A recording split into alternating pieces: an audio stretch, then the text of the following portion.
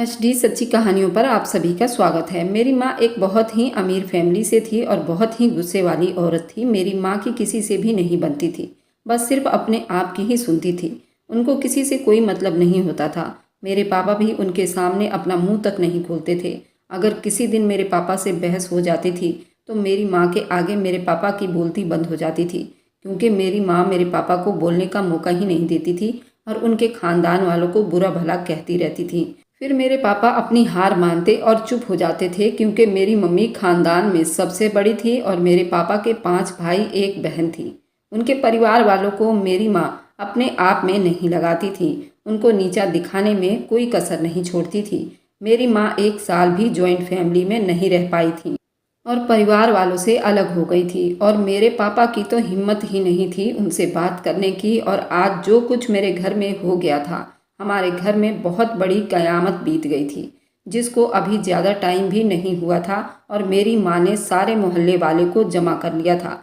सब मोहल्ले वाले हमारे घर के LED टीवी के स्क्रीन पर नज़र गड़ाए हुए थे और आज स्क्रीन पर कुछ ऐसा दिखाई देने वाला था जिससे मुझ पर और मेरी माँ की ज़िंदगी पर बहुत बड़ा असर पड़ सकता था। लेकिन लोग शायद अपना ईमान ताज़ा करने के लिए यहाँ आए थे। मेरा तो कैमरों का काम था। मैं माइक और कैमरों का काम किया करता था। मेरे पास बहुत तरह के कैमरे थे। मैं उनको बनाता भी था और उनको सेल भी करता था। मुझे पता था कि कैमरे को कहीं भी लगाकर कैसे वहाँ का नज़ारा देखना है। ऐसे ऐसे कैमरे थे जिसे कहीं पर भी लगाकर आप अपने फ़ोन पर भी उसको देख सकते थे और अपने घर की LED पर भी। लेकिन आज ये कैमरा जिस जगह पर लगाया हुआ था वह जगह कोई और नहीं बल्कि एक कब्र थी। और हम सब उस कब्र के अंदरूनी मंजर को देखने वाले थे, जिसमें करीब आधा घंटा पहले ही एक मैयत को दफनाया गया था। और वहाँ पर एक लड़का भी खड़ा था जो मेरा ही दोस्त था। उसका काम ये था वह ये देखे कि कैमरा अपनी जगह पर रहे और हम लोग वहाँ का मंजर आराम से देख सकें। मोहल्ले के सब लोग मेरे घर पर जमा हो चुके थे। सब कह रहे थे पता नहीं आज क्या देखने को मिल जाए। करिश्मा ऐसी लड़की लगती तो नहीं थी, लेकिन उसकी सास ने ऐसी बात कही थी कि हम सब ये देखने पर मजबूर हो गए थे कि उसकी कब्र में क्या होने वाला था। जैसे ही कैमरे का मंजर उस टीवी पर नजर आने लगा, लोग अपने कानों को हाथ लगाने लगे और सभी लोग सजदे में गिर गए। और मैं पागलों की तरह अपनी बीवी के कब्र की तरफ भागा था। वहां जाकर देखा तो पता चला कि मेरी बीवी के कब्र के अंदर से ये था कहानी का शीर्षक। अब सुनिए पूरी कहानी। करिश्मा से मैंने अपनी पसंद की शादी की थी। वह बहुत ही ज़्यादा खूबसूरत और दुबली पतली सी लड़की थी, लेकिन बहुत ज़्यादा सेहतमंद थी, क्योंकि सारे घर का काम भाग भाग कर करती थी। पर मेरी माँ को फिर भी वो पसंद नहीं आ रही थी। मेरी माँ के दिल को नहीं भा रही थी, क्योंकि उन्होंने मेरे लिए कोई और लड़की पसंद की हुई थी। और उसके साथ मेरी मंगनी को 3 साल बीत गए थे। ऐसे में 3 साल के बाद जब मैंने बिना किसी को खबर किए अपनी पसंद की लड़की से शादी कर लिया और उसके बाद अपनी माँ को बताया कि मैं तो निकाह कर चुका हूँ, तो मेरी माँ बहुत ज़्यादा गुस्सा हो गई। बात भी ऐसे ही थी, लेकिन जिस लड़की से उन्होंने मेरी मंगनी करवाई थी मैं उससे शादी नहीं करना चाहता था। मुझे पता चला था उसका 2-3 लड़कों के साथ अफेयर है और मेरी बीवी तो अब मेरी ज़िंदगी भर की हमसफ़र बन गई थी। वह बहुत ही नेक और अच्छी औरत थी। उसने दिन इस्लाम की भी बातें सीख रखी थी। उसके ख़ानदान वाले भी बहुत अच्छे थे। मैंने अपनी माँ को बताए बगैर निकाह उससे कर लिया था। अगर मैं माँ को बताता तो वो कभी भी शादी मेरी उससे नहीं करवाती। अब गुस्सा तो अभी भी थी, लेकिन कम से कम हम दोनों ने शादी तो कर चुके थे, इसलिए हम लोगों को ज़्यादा फर्क नहीं पड़ रहा था। मैं अपनी बीवी को खुश रखने की बहुत कोशिश करता था, लेकिन वह मेरी माँ को खुश करना चाहती थी। वह कहती थी एक ना एक दिन तो उनको मुझसे खुश होना ही पड़ेगा। वह सारे घर के काम करती, पर मेरी माँ तब भी खुश ना होती। जिस लड़की से उन्होंने मेरी मंगनी करवाई थी, मैंने उस पर करेक्टर लेस का ठप्पा लगा दिया था, तब छोड़ा था। मैंने कोई झूठ नहीं बोला था, क्योंकि वह करेक्टर लेस लड़की थी ही। और शायद ये बात मेरे माँ बाप के दिमाग में बैठ गई थी। मेरी माँ ने एक दिन मुझे फ़ोन किया और कहा कि तुम्हारी बीवी के कमरे में एक गैर मर्द है और उसने अंदर से दरवाज़ा भी बंद कर रखा है और तुम वहाँ दुकान में बैठे अपना टाइम बर्बाद करो। जल्दी आओ, देखो तुम्हारी बीवी के कमरे में तो गैर मर्द बैठा हुआ है। ये बात सुनकर मैं भी हैरान रह गया था। जल्दी घर की तरफ आया था। मुझे मेरी बीवी पर भरोसा होना चाहिए था। मुझे मेरी माँ की बात सुनकर इस तरह से भागकर नहीं आना चाहिए था। लेकिन बात ही ऐसी थी कि मेरी बीवी के कमरे में कोई गैर मर्द बैठा हुआ था। ये मैं कैसे बर्दाश्त कर सकता था। जैसे ही मैं घर आया, मैं सीधा कमरे में गया। दरवाज़ा अंदर से लॉक नहीं था, फिलहाल दरवाज़ा बंद था। मैंने दरवाज़ा खोला तो सामने का मंजर देखा और अपना सर पकड़कर बैठ गया था। मेरी बीवी ने कहा, क्यों, क्या हो गया आपको? आप इतने परेशान क्यों लग रहे हैं? मैं कहने लगा, कुछ नहीं, मैं घर पर ज़रूरी कैमरा भूल गया था, इसलिए घर पर जल्दी लेने के लिए आया हूँ। और दुकान पर मेरा दोस्त भी नहीं है, और जो लड़का दुकान पर काम करता था आज वह भी नहीं आया है, और थोड़ा काम का प्रेशर ज़्यादा है, इसलिए हड़बड़ी में मैं घर आया था। और वह अलमारी में रखा है, निकाल कर दे दो। उसने मुझे कैमरा निकाल कर दिया और मैंने उस आदमी से भी दुआ सलाम किया। मैंने कहा कि खाना खाकर जाना। मैं कैमरा लेकर बाहर आया तो मैंने अपनी माँ से कहने लगा, आपको किसने कह दिया कि ये गैर मर्द है? उसका अपना सगा भाई है जो विदेश में कमाने गया हुआ था, अभी पिछले हफ्ते आया है। अपनी बहन की शादी में शामिल नहीं हो सका था, इसलिए उसको मुबारकबाद देने के लिए आया है। उसने मुझे रात को ही फ़ोन किया था, मैं आऊँगा, इसलिए आज मैंने दुकान का काम जल्दी ख़त्म करके घर आने वाला था। आपने तो मुझे उसके सामने शर्मिंदा करके रख दिया है। क्या सोच रहा होगा कि मैं ऐसे पागलों की तरह भागकर क्यों आया हूँ? मुझे उससे बोलना पड़ा। मेरी माँ ने कहा कि मुझे क्या पता कि वह उसका सगा भाई है। वह तो सीधा उसके कमरे में आया, उसके माथे पर किस किया और कमरे के अंदर चला गया। उसने तो मुझे बताया भी नहीं ये मेरा भाई है, मुझे उससे मिलवाया भी नहीं। मैंने कहा, अगर उसने ऐसा किया है तो ये तो गलत किया है, लेकिन उसका मतलब ये नहीं है कि आप उस पर इल्ज़ाम लगाकर मुझे उसके सामने शर्मिंदा करोगी। जब रात हुई तो मैंने करिश्मा से पूछा कि तुमने अपने भाई से मेरी मम्मी को क्यों नहीं मिलवाया था? तो उसने कहा कि भाई ने खुद अपने आप की पहचान मम्मी को बता दी थी, क्योंकि जब वह घर में आया तो मम्मी सामने ही बैठी थी। मैं तो कमरे में काम कर रही थी। मेरे भाई ने आते ही माँ को बताया कि मैं करिश्मा का भाई हूँ। विदेश गया हुआ था, उसकी शादी में भी नहीं आया था, इसलिए मैं उससे मिलने चला आया था। वह कहाँ है? तो फिर जब माँ से मिल लिया, जब उनको सब कुछ मालूम ही पड़ गया था, इसका मतलब कि मेरी माँ ने झूठ बोला था, घर में फसाद करवाना चाहती थी। लेकिन अब मैंने अपनी माँ की क्लास लगाई, क्योंकि मुझे पता था वह ऐसा ही करती होगी। वह किसी भी तरह करिश्मा को गलत साबित करना चाहती थी। एक दिन इसी तरह किसी से फ़ोन पर बात कर रही थी तो मुझे कहने लगी कि तुम्हारी पत्नी आज 2 घंटे पता नहीं किससे फ़ोन पर बात कर रही थी। मुझे इतनी बातें सुनाई दी कि मैं उससे सवाल कर बैठा तो वह कहने लगी कि 2 घंटे नहीं, सिर्फ 1 घंटा बात की थी। वह भी मेरी एक दोस्त थी जो शादी करके दूसरे देश चली गई थी। अब उसकी डिवोर्स हो रही है। वह बहुत ज़्यादा परेशान थी, इसलिए मैं उससे बात कर रही थी, उसे तसल्ली दे रही थी, समझाने की कोशिश कर रही थी कि बात डिवोर्स तक ना जाए। अगर मैं अपनी सहेली से इतने सालों बाद बात कर रही थी तो जाहिर है कि देर तो होनी थी। जब इतने सालों के बाद किसी इतने बड़े समस्या पर बात करें तो 1 घंटा बात करना कोई ऐसी वैसी बात तो नहीं होती। मेरी माँ तो उसके बारे में हमेशा झूठी झूठी अफवाहें फैलाकर झगड़ा करती रहती थी।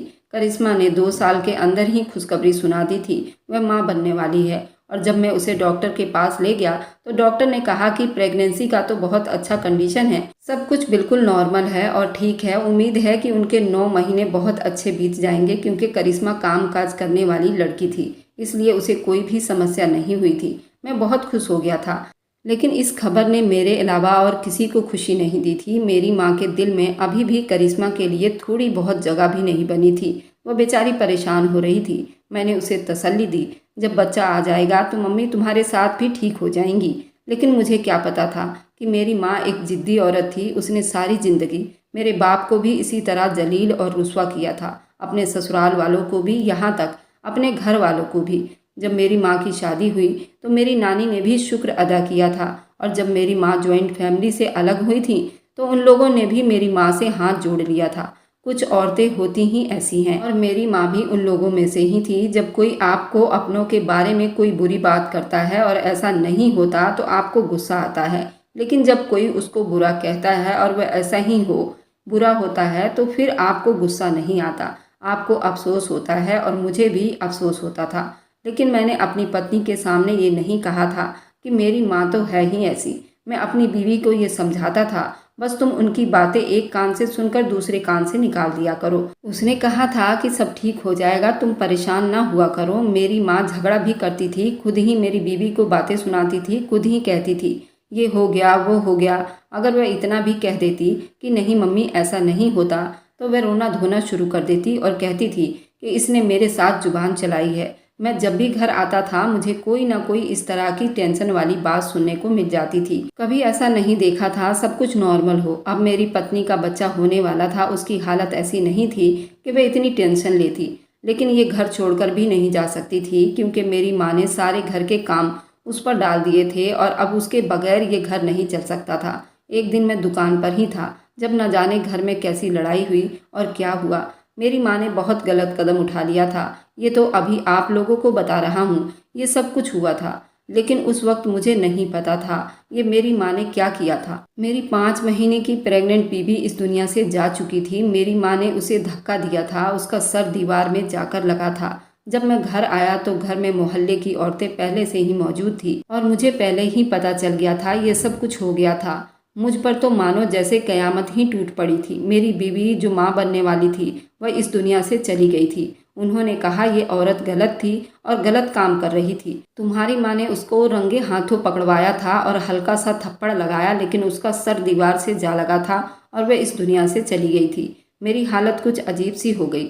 मैं ऐसे हो गया था जैसे मुझ पर कयामत टूट गई हो। मेरे घर पर कयामत आ गई थी। जब किसी के साथ इतनी बड़ी मुसीबत आ जाए, क्या उसके लिए कयामत छोटी नहीं होती? फिर ये कयामत से क्या डरेगा? मेरी तो औलाद भी दुनिया से चली गई थी जो इस दुनिया में आने वाली थी, और मेरी बीवी भी जिसको मैं इतनी मोहब्बत करता था। मैंने अपनी माँ से लड़ना शुरू कर दिया था और कहा ऐसा नहीं हो सकता था। मेरी बीवी गलत नहीं थी, आपको ऐसा नहीं करना चाहिए था। आपने क्यों धक्का दिया? मेरी माँ ने कहा मैं क्या तेरी बीवी की जान लेना चाहती थी? हादसा हुआ है और हम लोगों ने खुद अपनी आंखों से देखा। वह औरत भी मेरी माँ के साथ मिली हुई थी, लेकिन वह औरतें मेरी माँ की ही सहेलियाँ थी। मैंने कहा मैं नहीं मानता, मेरी बीवी गलत थी। मेरी माँ ने कहा अगर इस्लाम में कोई किसी की जान भी लेता है या कोई किसी से झूठ भी बोलता है या चोरी करता है, उसे फिर भी ज़्यादा बड़ी सज़ा नहीं दी जाती है। सबसे बड़ी सज़ा जिना करना होता है। तेरी बीवी ने जिना किया था, इसलिए तेरी बेबी का हिसाब आज रात ही शुरू हो जाएगा। अगर तुझे मेरी बात पर यकीन नहीं है ना, तो उसकी कब्र में कैमरा लगवा दे और फिर देख उस पर कैसे अजाब आता है। वे लोग भी जमा हो गए, कुछ रिश्तेदार भी आ गए। उनके सामने भी ये समस्या आ गई। मेरी माँ ने साफ कहा था मेरे धक्का देने की वजह से ये इस दुनिया से गई है, लेकिन वह इस काबिल ही थी क्योंकि वह गलत औरत थी। अगर मेरी माँ ये कहती कि मैंने जानबूझकर तेरी बीवी को इस दुनिया से भेज दिया है, इस बात के लिए मैं अपनी माँ से बदला तो नहीं ले सकता था, कोई बात तो ऐसी नहीं कर सकता था, उनको गालियाँ भी नहीं दे सकता था, मैं तो अफसोस ही कर सकता था। लेकिन अब अगर ऐसी बात थी तो उनको ये साबित करना था। माँ ने कहा तू कैमरा लगा और हम सब देखेंगे कि उसके ऊपर कैसा अजाब होता है। मैंने कहा क्या हो रहा है? मेरा तो दिमाग घूम रहा था, लेकिन मेरी माँ ने कहा कि नहीं, ऐसा करेंगे ताकि कल को तेरे दिल में कोई बात ना रहे, क्योंकि तू मेरा बेटा है और मैंने तुमने एक ही घर में रहना है। मेरा कैमरा का बिजनेस था, मेरे पास बड़े से बड़ा कैमरा था, छोटे से छोटा कैमरा था, मेरे पास हर तरह का कैमरा था और ये कोई मुश्किल काम नहीं था। मैं कब्र के अंदर कैमरा लगा देता और उसकी इतनी रेंज होती थी हम अपने घर पर बैठकर वह मंजर देख सकते थे। मेरा एक दोस्त भी था, मेरी माँ ने उसे कहा कि ये काम तेरा है, तू जाकर कब्र में कैमरा लगा देना और जल्दी जल्दी दफना दिया जाए। मेरी बीवी के माँ बाप को भी बताया गया, लेकिन जब तक वो यहाँ आते तब तक मैयत को कब्रिस्तान ले जा चुके थे। उसे जल्दी जल्दी दफनाया गया, कैमरा भी लगा दिया गया था। मोहल्ले की सारी औरतें जैसे जैसे बातें फैल रही थी, बहुत सारे लोग मेरे घर आ चुके थे, एलईडी की तरफ देख रहे थे और अब तो मुझे भी ऐसा लगने लगा था जैसे ये सब हकीकत हो। मेरी दुनिया लुट चुकी है। मेरी आंखों में आंसू आ रहे थे। लोग कहते हैं क्या मर्द के दिल में दर्द नहीं होता? वह मेरी बीवी थी। मेरी माँ ने कहा कि जब तुझे पता चल जाएगा ना कि वह गलत औरत थी, तो फिर तेरी आंखों से आंसू नहीं निकलेंगे, बस तू देख ले अभी होता क्या है। उस वक्त मेरे दिमाग में कुछ भी नहीं आ रहा था। अभी भी मेरा दिमाग ये सोचने पर मजबूर नहीं था। मैं जिस बीवी को सुबह जीता जागता खुश छोड़कर गया था, वापस आया तो वह इस दुनिया में नहीं थी। मुझे 2 दिन पहले ही कह रही थी कि मम्मी पूरा दिन मुझसे लड़ती झगड़ती रहती हैं, शाम तक मेरी तबीयत खराब हो जाती है, मुझे कुछ दिन के लिए मेरे मम्मी के घर छोड़ दो। तो मैंने उसे कहा था कि हाँ, मैं तुम्हें 1 हफ्ते के लिए छोड़ आऊँगा, तुम बस 1 हफ्ते का खाना बनाकर फ्रिज में स्टोर करके चली जाना। तो कहने लगी मम्मी तो ताज़ा खाना पसंद करती हैं, फ्रिज में रखा हुआ खाना नहीं खाएंगी। एक काम करूंगी, मैं अपनी मम्मी के घर से खाना बनवा कर उनके लिए भिजवा दिया करूंगी, लेकिन हमारे घर में ज़्यादा अच्छा खाना नहीं बनता है। मैंने उससे कहा था तुम्हें इतने परेशान होने की ज़रूरत नहीं है, मैं खुद मम्मी के लिए खाना बना दूंगा, ये बाहर से ले आऊँगा। मैं अपने माँ बाप के साथ थोड़ा टाइम बिता लूँगा ताकि तुम्हें भी थोड़ा आराम मिले। वह कहती थी कि आप मुझसे बहुत प्यार करते हैं ना। मैं उसे कहता था बहुत प्यार करता हूँ, लेकिन मेरे और कोई भाई बहन नहीं है, इसलिए मम्मी ने सारी ज़िंदगी हमारे साथ ही रहना है। अब मैं क्या कहूँ, वो मेरी माँ है, लेकिन बस क्या कह सकता हूँ, हमें उनके साथ बिताना होगा। वह कहती थी कि मुझे कोई समस्या नहीं है, आपकी माँ है। मैं उनको ये सोचकर बर्दाश्त कर लेती हूँ कि वे आपकी जन्नत है। और मैं जब ये बात सुनी तो मैं अपनी बीवी को गले से लगा लिया और कहा, तुम सही में बहुत अच्छी इंसान हो और मैं बहुत खुशकिस्मत हूँ। लेकिन आज क्या हुआ था मेरे साथ, मैं बदकिस्मत बन गया था। मैं उसे जिंदा छोड़कर गया था और मुझे ये बताया गया कि वह इस दुनिया में नहीं रही। मुझे ये बताया गया कि मेरी बीवी जिस पर खुद से ज़्यादा भरोसा करता था वह एक गलत औरत थी। इतना ही नहीं, मेरी माँ ने उसे दुनिया से भी भेज दिया था। इतनी नफरत थी मेरी माँ को उससे। अगर उसने कोई गुनाह किया भी था तो मेरे आने का इंतज़ार तो कर सकती थी। मैं उसका इंसाफ करता, मैं बताता क्या करना है, मैं उसको छोड़ देता। वह बुरी होती तो, लेकिन उसकी जान ली गई। उसके माँ बाप भी मुझे गुनहगार समझ रहे थे, वह गरीब लोग थे। वे क्या केस मुकदमा करते, उनका एक ही बेटा था जो विदेश में रहता था। उनकी बेटी अब दुनिया से जा चुकी थी। उनके पीछे कोई भी लड़ने वाला नहीं था। वो बिल्कुल चुप होकर बैठ गए थे। मुझे अपनी बेटी का गुनहगार समझ रहे थे, लेकिन उनकी नज़रें जो मुझे देख रही थी मुझे भी मार देने के लिए काफ़ी थी। उनको यही कहा था, उनकी बेटी को उनके घर से विदा करवा कर लाया था। उन लोगों से वादा किया था, आपकी बेटी का हमेशा ख्याल रखूंगा, लेकिन नहीं रख पाया। उसे अपने माँ से ही नहीं बचा पाया, दुनिया से क्या बचाता। मेरे जिस दोस्त को कब्रिस्तान में खड़ा किया गया था वह बहुत अच्छा इंसान था, बिल्कुल मेरे भाई जैसा था। उसकी आंखों में भी आंसू थे। कब्र का मुंह बंद कर दिया गया था, सिर्फ थोड़ी सी जगह खुली छोड़ दी गई थी जहां से हाथ डालकर वह कैमरा वापस निकाल लिया जाता, क्योंकि वह कैमरा बहुत ज़्यादा ही महंगा था और अभी तक मैंने उसके पूरे पैसे भी नहीं दिए थे। उसे विदेश से मंगवाया था। कुछ लोग आते थे, उस कैमरे को किराए पर लेकर जाते थे। थोड़ी देर के बाद कब्र के अंदर से कुछ अजीब सी आवाज़ आने लगी। मेरी माँ कहने लगी, देखो देखो, अजाब शुरू हो गया। गलत औरत थी। अरे उसने तो मेरे घर को चकला बना दिया था। कभी कोई आता था तो कभी कोई आता था। गैर मर्दों को अंदर घुसाकर अंदर से कुंडी लगा लेती थी। मेरी माँ न जाने क्या कुछ बोल रही थी और अब जवाब देने का कोई फ़ायदा भी नहीं था। मेरी दुनिया तो लुट चुकी थी, लेकिन अचानक से लोगों ने चीखना चिल्लाना शुरू कर दिया। जब मैंने सामने का मंजर देखा तो मेरे कदमों के नीचे से ज़मीन खिसक गई थी। वे कहने लगे, मैयत को कब्र बाहर फेंक रही है। मैं पागलों की तरह वहां से भागा था, कब्रिस्तान की तरफ गया। कब्रिस्तान यहाँ से ज़्यादा दूर नहीं था, बस यूँ समझिए कि 2 गलियों के दूरी पर था।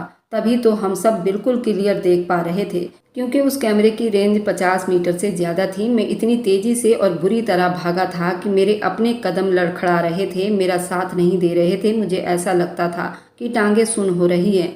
कई बार रास्ते में गिरा, लेकिन जब वहां पहुंचा सामने का मंजर देखकर हैरान रह गया। मेरा दोस्त मेरी तरफ भागा। उसने कहा कि भाभी भाभी, बस उसकी जुबान से इतना ही शब्द निकला। उन लोगों ने मुझे अजीब नज़रों से देखा और कहा, तुम किस तरह के इंसान हो, तुमने क्या किया? ये औरत तो जिंदा है। हम लोग जल्दी करिश्मा को लेकर अस्पताल भागे।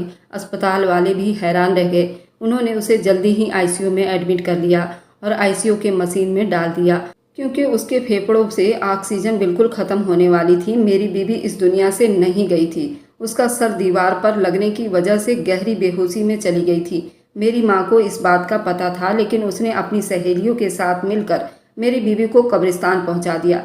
करिश्मा के कब्र में हमने यही मंजर देखा कि अचानक से कोई कब्र को खोदने लगा था और वे कोई और नहीं, मेरा दोस्त था। और वे 2 लोग थे, क्योंकि उसे अंदर से आवाज़ आई थी। कैमरे को बाहर निकालने के लिए जो सुराख बनाया गया था, शायद उसी सुराख से थोड़ी बहुत ऑक्सीजन चली गई थी, जिसकी वजह से मेरी बीवी अभी तक जिंदा थी। ये खुदा का करिश्मा नहीं तो और क्या था, लेकिन मुझे नहीं पता था। मुझ पर कयामत तो अब टूटी है, पर शायद इतना नहीं जितना का मैं हकदार था, क्योंकि गलती मेरी भी थी। जब मुझे पता था कि मेरी माँ ऐसी है और मेरी बीवी से नफरत करती है, मुझे मेरी माँ के साथ अपनी बीवी को नहीं रखना चाहिए था।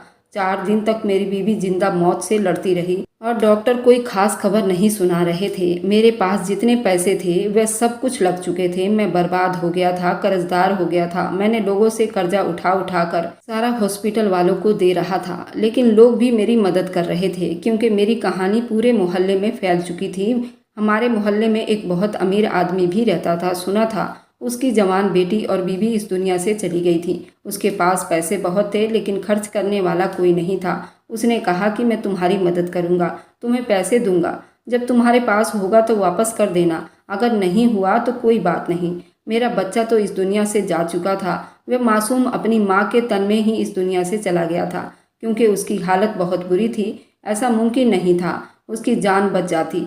मेरा एक बहुत बड़ा नुकसान हो गया था, लेकिन अब अल्लाह से यही दुआ मांग रहा था कि मेरी बीवी किसी तरह बच जाए और मुझ पर करम हो जाए। मेरी माँ को सारे खानदान वाले बुरा भला कह रहे थे, सारे मोहल्ले वाले बुरा कह रहे थे। वह अभी भी कह रही थी कि मैंने कुछ भी नहीं किया, इसमें मेरी कोई गलती नहीं है, मैंने कुछ नहीं किया।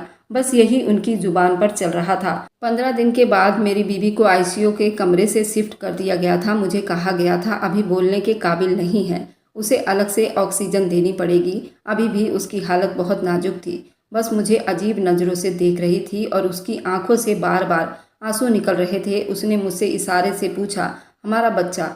मैंने उससे कहा कि वह अल्लाह के पास चला गया है, तो वह बेचारी और ज़्यादा रोने लगी। लेकिन डॉक्टर ने कहा उसके लिए इस तरह से रोना अच्छा नहीं होगा। डॉक्टर ने मुझे ये भी बताया कि अब ये कभी माँ नहीं बन सकती है, कभी कोई भारी काम नहीं कर सकती है, ज़्यादा सीढ़ियाँ नहीं चढ़ सकती है, अपने कदमों पर उतना ही चल पाएगी, सिर्फ घर के अंदर चल सकेगी। उसे सारी ज़िंदगी सांस लेने के लिए अलग से फेफड़े ही लगाने पड़ेंगे, ऑक्सीजन सिलेंडर का इस्तेमाल करना पड़ेगा। यहाँ पर इतना कोई मशीन नहीं है, यहाँ पर इतने काबिल डॉक्टर नहीं हैं। उन्हें विदेश लेकर जाओ और उनका वहीं पर ऑपरेशन करवा दो, नहीं तो उनकी ज़िंदगी बड़ी मुश्किल से बीतेगी। मैं अपनी बीबी को घर ले आया, उसके साथ बहुत सी मशीनें आईं। वो मशीनों के साथ ही जिंदा रहने वाली थी। मैं पूरे 35 लाख के कर्जे में डूब चुका था। मेरी दुकान बिक चुकी थी। मेरे घर में चारों तरफ गंदगी मची हुई थी, जाले लगे हुए थे। कुछ रिश्तेदार अच्छे थे जिन्होंने साथ दिया और मेरी बीबी का ख्याल रखने का वादा किया। कुछ दिन का सहारा था, उसके बाद मुझे ही उसका ख्याल रखना था। मेरी माँ कहने लगी, उसको उसके माँ बाप के घर छोड़ दो, अब हम उसको कैसे संभालेंगे, इस पर तो बहुत पैसे लग जाएंगे, सारी ज़िंदगी उसको इसी तरह संभालना पड़ेगा। अब ये तो किसी काम की नहीं रही, अब तो उसके बच्चे भी नहीं होंगे। मैंने अपनी माँ से कहा, आप अपना सामान बांधो, हम कहीं जा रहे हैं। मैंने कुछ देर के लिए अपनी बीवी के लिए एक नर्स रखवा दिया और अपने सास ससुर को बीवी के पास छोड़ दिया। अपनी माँ को लेकर अपने मामा के घर पहुँच गया और मामा बहुत अमीर थे और उनके घर में बहुत सारे लोग थे। वे जॉइंट फैमिली में रहते थे। मैंने कहा, आपकी बहन है, उसे अपने पास रख लो और मेरे हाल पर रहम करो। मेरी माँ हैरान रह गई और वे लोग भी हैरान रह गए। उनको पता नहीं था क्योंकि वे दूसरे शहर में रहते थे। मैंने उनको सब कुछ बताया। अपनी माँ को वहाँ छोड़कर वापस आ गया। मैंने कहा, आप ही संभालें, क्योंकि मेरी बीबी की हालत ऐसी है कि मैं एक वक्त में सिर्फ एक लोगों को संभाल सकता हूँ। मेरी माँ ने मुझे जाते जाते देखा और मुझे उसकी आंखों में शर्मिंदगी नजर आई, लेकिन अब बहुत देर हो चुकी थी। अपनी बीवी को विदेश लेकर चला गया, उसका ऑपरेशन करवाया, लेकिन वो पहले जैसी नहीं थी। मैंने उससे माफ़ी मांगी। उसने कहा कि उसमें आपकी कोई गलती नहीं, ज़्यादा बातें भी नहीं कर सकती थी। डॉक्टर कहते हैं ऐसे मरीज की ज़िंदगी ज़्यादा नहीं होती है, एक आम इंसान से उसकी ज़िंदगी आधी हो जाती है। मैं तो इसी बात पर खुश हूँ कि वो मुझे छोड़कर नहीं गई, लेकिन जब भी उसे देखता हूँ मेरी आंखों में आंसू आ जाते हैं। आप लोग भी मेरी करिश्मा के लिए दुआ करिए, कोई करिश्मा हो जाए, अल्लाह कोई करिश्मा कर दे, उसकी जान बच जाए, बिल्कुल पहले जैसी उसकी सेहत भी वापस आ जाए। सोचता हूँ तो परेशान हो जाता हूँ, वह कितनी ज़्यादा सेहतमंद थी, कैसे भाग भाग कर घर के सारे काम करती थी, मुझे एक सेहतमंद औलाद देने वाली थी। और अब उसके साथ इतना कुछ हो गया था सिर्फ इसलिए कि मेरी माँ उससे नफरत करती थी। बस वही सास बहू की लड़ाई ने इतना बड़ा नुकसान कर दिया। मुझे नहीं लगता था मैं अपनी माँ को कभी माफ़ कर पाऊंगा, लेकिन अब मैं अपनी सारी ज़िंदगी अपनी बीवी के साथ ही बिताऊंगा। मैं इसी के साथ रहूंगा। वो मेरी बीवी मुझे कहती है कि आप दूसरी शादी कर लो, पर मैं ऐसा सोच भी नहीं सकता क्योंकि ये सब कुछ मेरी वजह से हुआ है। मैं सारी ज़िंदगी उसके साथ बिता लूँगा, ऐसे ही गुजार लूँगा। और अगर अल्लाह ना करे मुझसे पहले इस दुनिया से चली गई, मैं फिर भी दूसरी शादी नहीं करूँगा। औरत की मोहब्बत में बड़ी ताकत होती है, लेकिन मर्द की मोहब्बत भी किसी से कम नहीं होती। जो गलती मेरी माँ ने कर दी थी उसका नुकसान तो मुझे पूरी ज़िंदगी भुगतना था। अल्लाह ऐसे लोगों पर अपनी नज़रें करम करे और उनको सही राह दिखाए, वह भी इंसान को इंसान ही समझे। अब आप लोग बताइए, क्या जो मैंने फैसला किया है वह सही है या गलत है? मुझे कमेंट में ज़रूर बताइएगा। अगर आपको आज की कहानी पसंद आई है तो वीडियो को ज़रूर लाइक कीजिएगा और अपने दोस्तों के साथ शेयर भी कीजिएगा। और हाँ, अगर आपने अभी तक हमारे चैनल को सब्सक्राइब नहीं किया है तो ज़रूर सब्सक्राइब कर लीजिए। मिलते हैं हम अपनी कल की एक नई दिलचस्प कहानी के साथ। मुझ पर सदा अपना प्यार और स्नेह बनाए रखें। सभी को मेरा प्यार भरा नमस्कार दोस्तों।